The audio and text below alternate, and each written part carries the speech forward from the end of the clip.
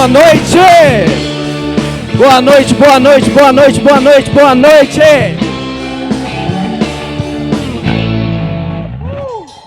Boa noite, eu sou Zaine Teixeira e esse é o Saiba Mais. Pessoal, saiba mais sobre o quê? Saiba Mais vai ser um programa de entrevistas que a gente vai abordar diversos temas. Temas atuais, temas relevantes. Eu não sei você, mas eu estou cansado de acessar o YouTube, de acessar o Facebook e só ter vídeo falando de besteira, vídeo falando de piada. Eu quero te oferecer aqui, junto com toda essa estrutura e todo esse pessoal, algo relevante para a tua vida, algo que possa te fazer crescer de alguma forma. Então, no Saiba Mais, a gente vai falar sobre saiba mais o quê? Saiba mais sobre atualidades no ramo da saúde, a gente vai falar com políticos, vai falar com pessoas relacionadas às artes, pessoas relacionadas à educação, e a gente quer trazer algo realmente inteiro, algo que faça sentido para a tua vida. Então, o nosso público-alvo qual é? Nosso público-alvo, a gente está procurando gente que se interessa em crescer pessoalmente. Então, se você tem um interesse em crescer, você é o nosso público-alvo. Então, gente, essa noite a gente estreia o nosso programa, é o nosso bebezinho tão desejado. Sejam bem-vindos, esse é o Saiba Mais. E o nosso primeiro convidado, ele é bacharel em Direito, filósofo, ele é teólogo, ele é pastor há 23 anos da mesma igreja, ele é casado com a mesma mulher há mais de 30 anos e moram juntos, tá? É importante esse detalhe. Deu certo. Ele também é pai de 3 filhos e ele é o pastor Jairo Ayrton Teixeira.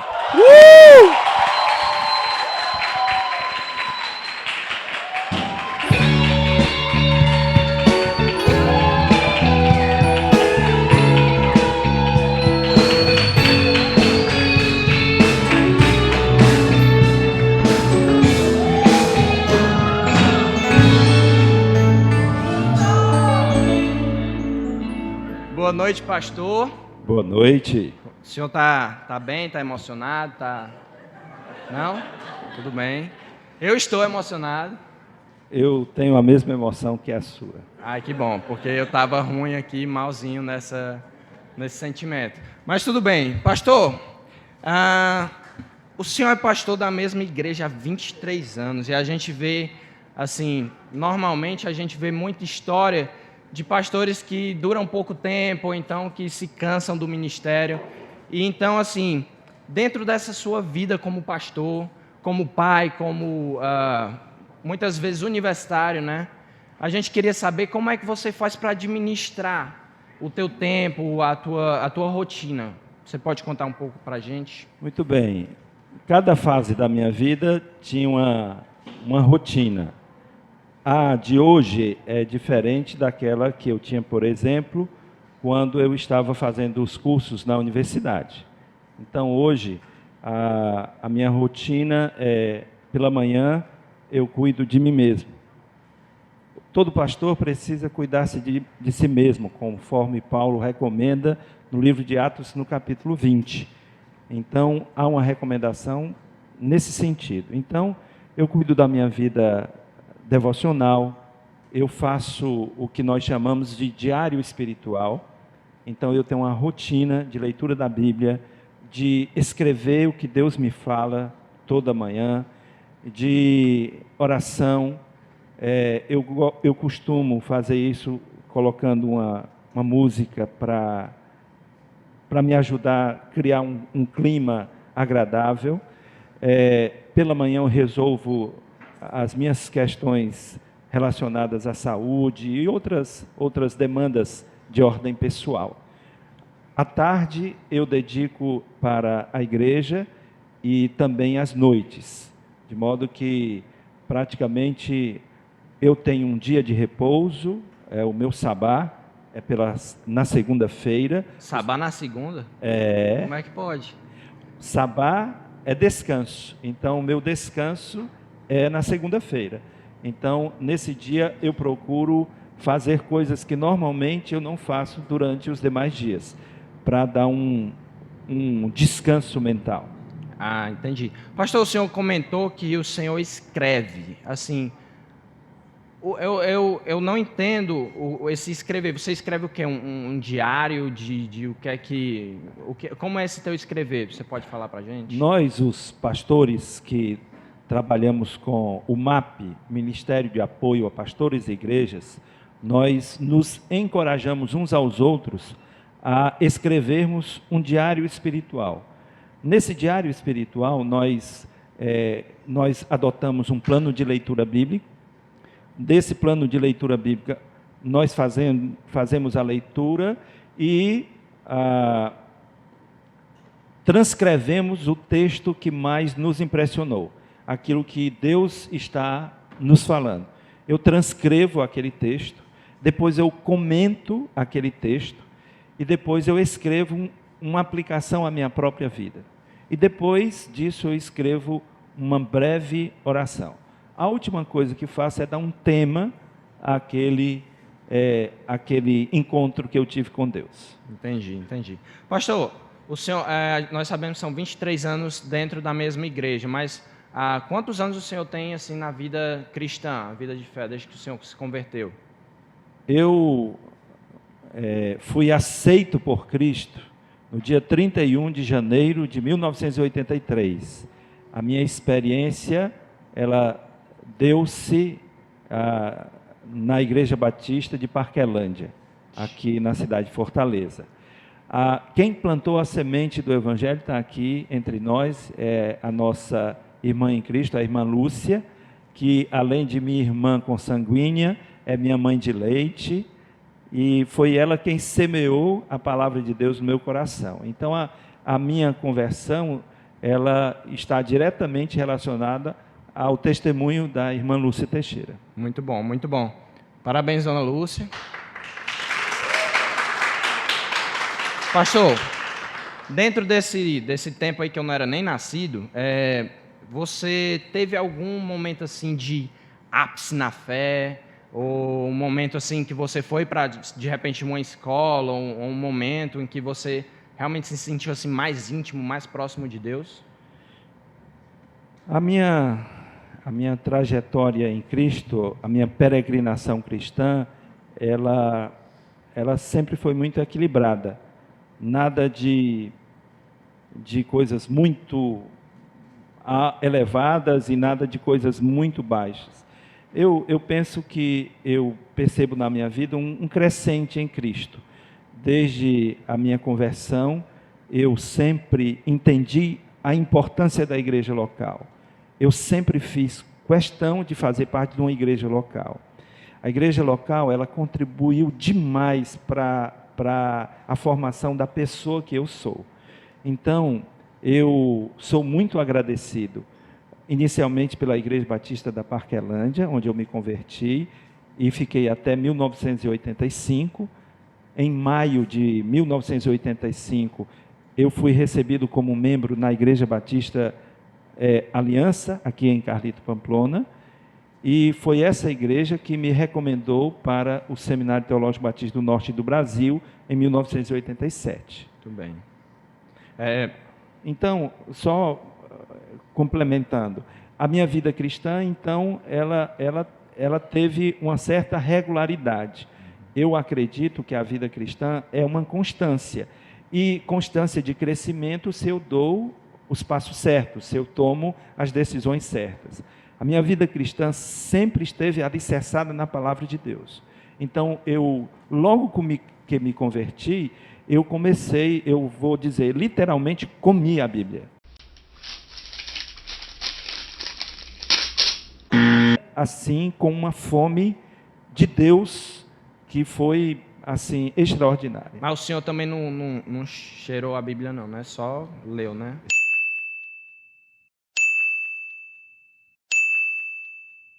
Isso mesmo. Tá certo. Ok, pastor, te perguntei agora se teve um ápice, né? O senhor me disse que foi permanente, mas eu vou fazer essa pergunta de qualquer jeito, porque eu acredito que na maioria da vida das pessoas, a gente tem um momento que a gente se sente mais fraco, mais frio, digamos assim, né? O senhor teve algum momento assim de carência emocional, espiritual na sua caminhada? Que eu me lembre, nada significativo, eu não lembro assim. Como eu te disse, desde cedo eu aprendi as disciplinas da vida cristã. As disciplinas básicas da vida cristã são muito simples, eu logo compreendi. Leitura da Bíblia, oração e comunhão da igreja. Então, como eu sempre fui constante nessas coisas, eu não me recordo de um momento que eu entrei em crise de fé. Eu não me recordo. É sério? Sim. Pois tá aí. Então, gente, você que tem um problema, né? Ai, tô frio, não tô, né? Deve ser um negócio daí da leitura, então, né, pastor? Esse negócio aí da leitura, talvez ele realmente, leitura, oração, seja algo interessante de se fazer. A promessa de Deus no Salmo 1 medita dia e noite na palavra. E aí a promessa, ela continua dizendo que a nossa vida vai ser de vento em popa. Muito bem. Eu creio que a palavra de Deus, as promessas da palavra são verdadeiras. Eu tenho experimentado colocar em prática e tenho recebido de volta o cumprimento das promessas de Deus na minha vida. Não, eu queria só uma pausinha aqui, pastor, porque é interessante que a gente passa o dia aqui arrumando as coisas e não vem barulho nenhum. Aí na hora que a gente está gravando, aí vem um helicóptero aqui.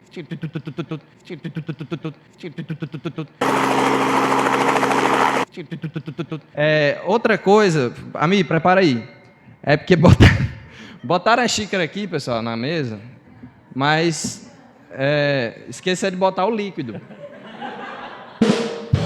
Yes! Pois é, então eu agradeço se alguém for lá, que a minha garganta aqui, pela minha emoção, já está um pouco, né? Eu vou contratar aqui, eu vou botar na descrição do vídeo um link para fazer a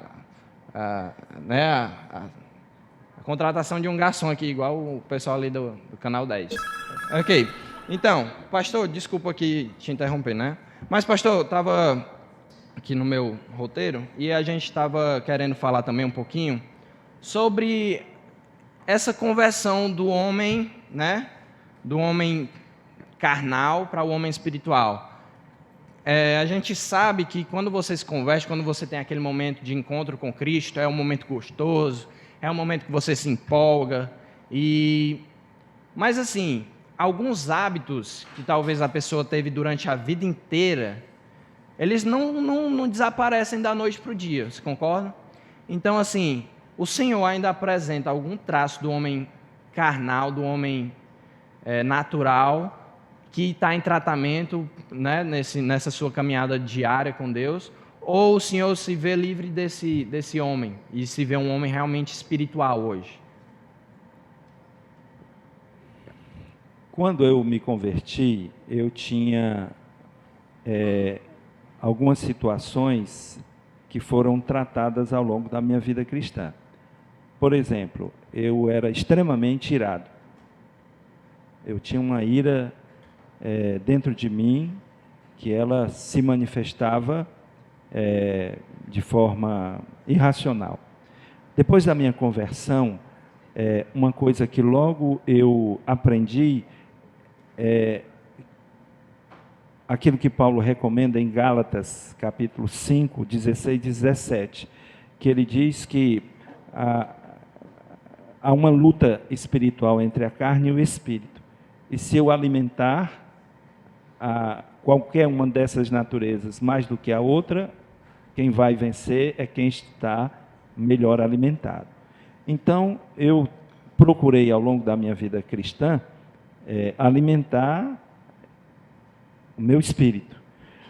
Jesus disse assim, que nem só de pão viverá o homem, mas de toda palavra que procede da boca do Senhor.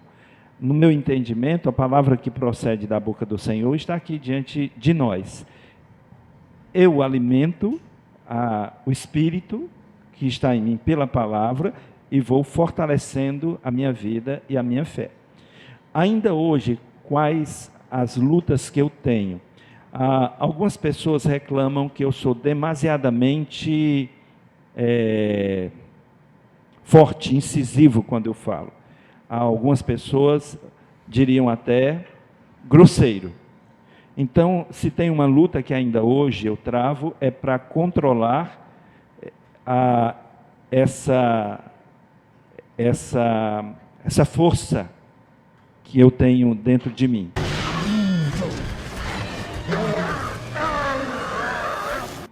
Então, a minha luta constante é para dominar o velho homem com os seus desejos e paixões e deixar que a minha natureza, a natureza de Deus em mim vença.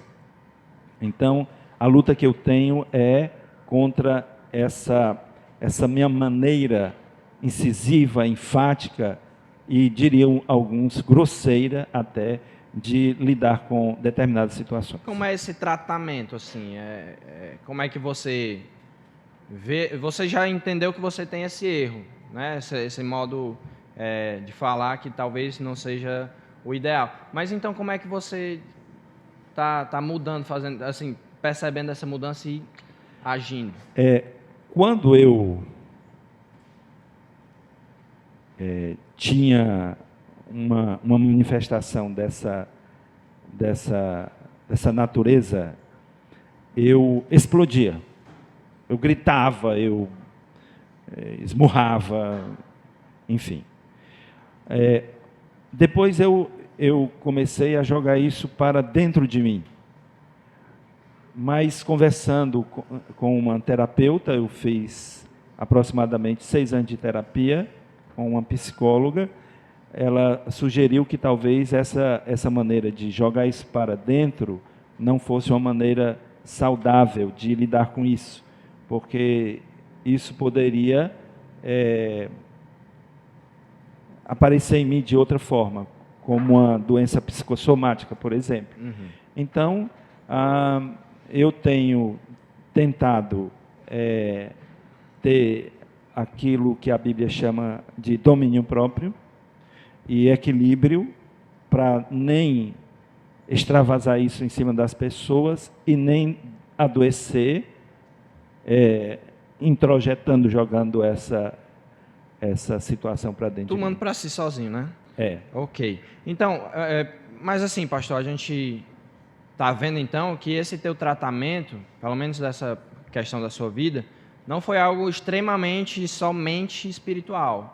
Você buscou tratamento, posso dizer médico? Sim. Médico? Sim. Psicólogo, né? Sim. Então, assim, a gente vê muita gente que, de vez em quando, fica nessa questão, né? Não, mas Deus transforma, ele lá é um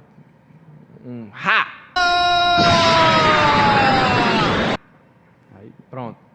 Mas não foi bem assim com o senhor, né? Não está sendo... Eu acredito que Deus é poderoso para fazer muito mais do que aquele que pedimos ou pensamos. Então, Deus é Deus. Agora, eu usaria o recurso humano, por exemplo, se eu tivesse uma doença cardíaca e precisasse fazer uma cirurgia, eu faria a cirurgia. Se eu tivesse uma doença em qualquer parte dos meus órgãos, eu faria uma cirurgia e isso não me traria qualquer constrangimento. Por que eu me constrangeria de pedir ajuda profissional de um psicólogo ou de um psiquiatra se eu tivesse situações que sozinho eu não consigo superá-las? Eu não tenho qualquer dificuldade com isso. Então, eu sou plenamente homem, sujeito a todo tipo de carência e de necessidade. Então, como homem, eu entendo que os recursos humanos disponíveis, todos eles que estão dentro da ética, da moral, do bom senso, da justiça, eu posso tomar mão deles sem nenhuma dificuldade. Ok, então o senhor toma remédio, né? Hã? Toma remédio, então. Tomo, eu sou hipertenso, eu descobri a hipertensão desde 2000 e todos os dias, desde que fui medicado, a primeira vez, eu todos os dias tenho a medicação para controlar a pressão arterial. Que bom, que bom. Ou não. Ou não. Melhor, que bom não. Melhor seria não ter a doença. Agora, verdade, bom, verdade. Porque eu reconheço a necessidade e não tenho dificuldade em lidar com ela. Foi mal mesmo. Gente, isso aí não vai para o YouTube, não. Mentira! Então, pastor, tenho 3 perguntas aqui da nossa plateia e eu vou começar com aqui. O senhor já teve vontade de desistir da vida ministerial como pastor? Por quê?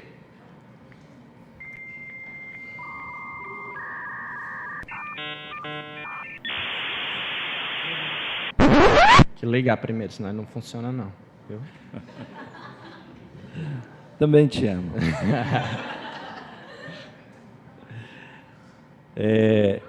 Não, eu sempre tive certeza, convicção do meu chamado, e mesmo nos tempos difíceis pelos quais no ministério eu passei, eu nunca pensei em desistir do ministério. Eu posso ter até pensado em ter desistido do ministério pastoral da igreja que eu pastoreei, mas de ser pastor, nunca. Muito bom, graças a Deus, né, igreja? Pastor, outra coisa que perguntaram, pastor Jairo, o que você planeja fazer após a sua aposentadoria como pastor? Um pouco, né? Muito bem.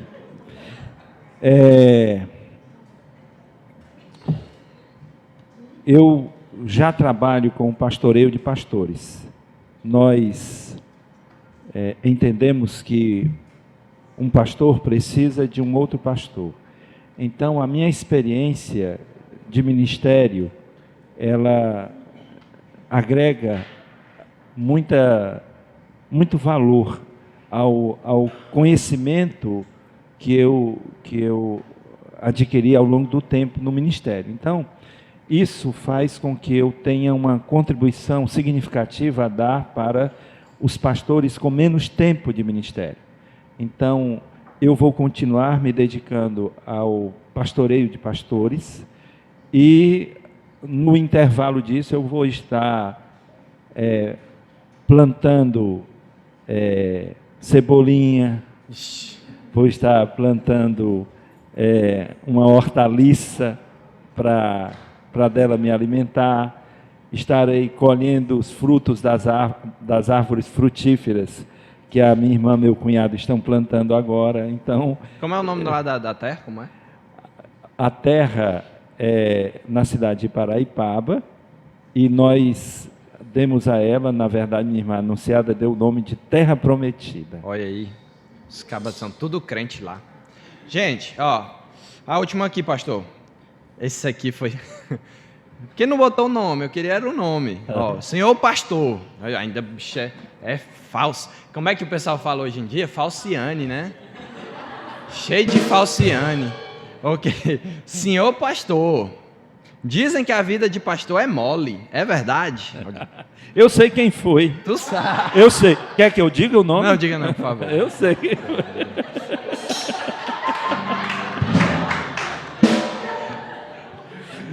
Ele se acusou já ali, já. Olha, para mim, ser pastor é um privilégio. É um privilégio, um grande privilégio. Quem teve a honra de ser vocacionado por Deus para o ministério pastoral é um privilegiado. Porque eu tenho o privilégio na minha vida de fazer aquilo que eu amo fazer. Eu sou um cuidador de pessoas. E a isso eu dedico a minha vida, de cuidar de pessoas. E se cuidar de pessoas é uma tarefa fácil, mole, então eu devo exercer profissionalmente, né, a tarefa mais mole que alguém pode ter, que é cuidar de pessoas. Pergunta de novo. Ok. Pastor, agora eu ouvi falar de um pessoal aí mais velha guarda, né? Que há uns 30 anos atrás, aqui nesse mesmo local, era meio que um negócio assim meio difícil para comer milho, para comemorar o Natal. Assim, eu ouvi dizer que o senhor tinha alguns entraves com essas coisas.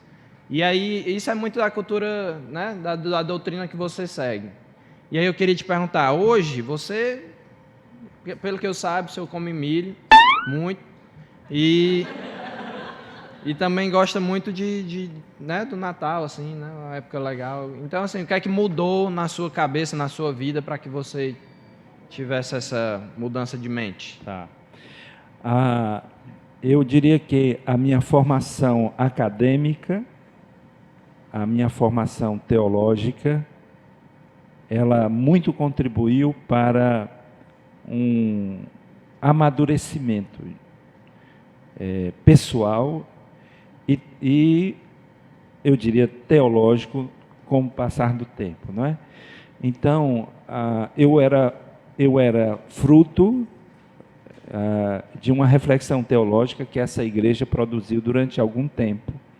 Então, eu acompanhava a minha liderança, porque provavelmente eu não tinha recursos intelectuais, espirituais, bíblicos, para ter uma outra postura, diferente de seguir aquela que a liderança indicava. Com mais leitura, com mais amadurecimento, com o passar dos anos, eu aprendi que nós devemos fazer uma diferença entre aquilo que é cultural e aquilo que é pecaminoso. E hoje, à luz das Escrituras, eu consigo claramente distinguir o que são aspectos culturais, e nem tudo que é cultural é pecaminoso, e aquilo que da cultura é pecaminoso. Então, como diria um bom cearense, eu aprendi a comer peixe, comendo a carne e jogando fora as espinhas. Muito bem, muito bem. Pastor, agora assim, você nos falou anteriormente da sua vida devocional, né? Mas assim, essa sua cultura, né? Essa sua vida devocional, ela teve assim a presença de alguma pessoa que te incentivou a fazer isso, que te indicou, que estava ali sempre do teu lado para te dar algum... Como eu disse, o Ministério de Apoio a Pastores e Igrejas tem sido assim, muito importante na minha trajetória, na minha caminhada. Eu tenho aprendido muito com pastores no ministério, pastores que têm um chamado para trabalhar com outros pastores. Dentre os nossos líderes, o David Cornfield, que hoje não é mais o líder nacional do MAP, ele incentivou a todos nós que participamos do MAP a fazer o diário espiritual, não é? E especialmente em 2008 eu adotei a prática. Então, desde 2008, janeiro de 2008, eu adotei a prática de todos os anos construir a minha vida com Deus e deixar isso registrado. Todos esses cadernos, todas essas anotações estão anotadas. Se isso de alguma maneira vier abençoar outras gerações, é um legado espiritual que vai ficar para os meus filhos, para os meus netos e para meus discípulos. Entendi. Pastor, agora assim, no comecinho lá, né? O senhor lá no... Tinha quantos anos que se converteu? Faltavam 12 dias para completar 17 anos. Será que o homem é metódico, ele sabia assim, quantas horas faltavam? Então, e naquela época lá, tinha alguém para dizer, Jairo, olha a Bíblia, rapaz. Vai a igreja de Parquelândia, quando eu me converti, era uma igreja muito saudável, muito saudável. Os jovens da igreja eram pessoas muito comprometidas com Deus, com o Evangelho e com a obra missionária. Então, nós tivemos lá pessoas muito importantes naquela época, como um irmão muito querido, já falecido, o irmão Arão Rodrigues Forte. Ele era professor em escolas como o Júlia Jorge, e era uma pessoa que tinha bastante influência na vida dos jovens da igreja. Então, eu tive a felicidade de ter jovens na igreja, quando eu cheguei, muito crentes de verdade, crentes frutíferos. E essas pessoas me deixaram uma impressão muito positiva do Evangelho. Então, sempre a gente tinha em nossa igreja o incentivo da vida com Deus, da vida devocional, a ideia de que nós somos missionários, que não apenas nós sustentamos a obra missionária, mas nós fazemos missões. Então, a mocidade da nossa igreja evangelizava o bairro e ainda fazia viagens missionárias com custos próprios. A igreja não tinha recursos para nos enviar. Então, nós juntávamos dinheiro. Muitas vezes o Arão custeava passagem para mim, por exemplo, porque essa época eu não tinha um trabalho. O Arão mesmo chegou a custear, e outros irmãos, e a gente fazia essas viagens missionárias para uma cidade chamada Mulungu, na Serra de Baturité. E a gente foi evangelizar. E esse trabalho constante foi muito importante. E a ideia do discipulado eu ganhei através de um pastor missionário americano, Philip Stuck, é um professor do CIBIMA, um doutor em teologia, e em 1985 eu iniciei o curso básico no CIBIMA, o Seminário Instituto Bíblico Maranata. E lá eu fui instruído sobre o discipulado, de modo que esse ganho espiritual no início da minha fé foi extremamente importante para fazer de mim um homem que sou hoje. Amém. Ok. Gente, a gente teve aqui nossa primeira entrevista, pastor Jairo Ayrton Teixeira, e eu gostaria de uma salva de palmas. Pastor, muito obrigado pela sua presença, por compartilhar a sua experiência conosco, e que Deus abençoe e multiplique teus anos de ministério e abençoe a comunidade que você atua. Obrigado. A gente se vê por aí.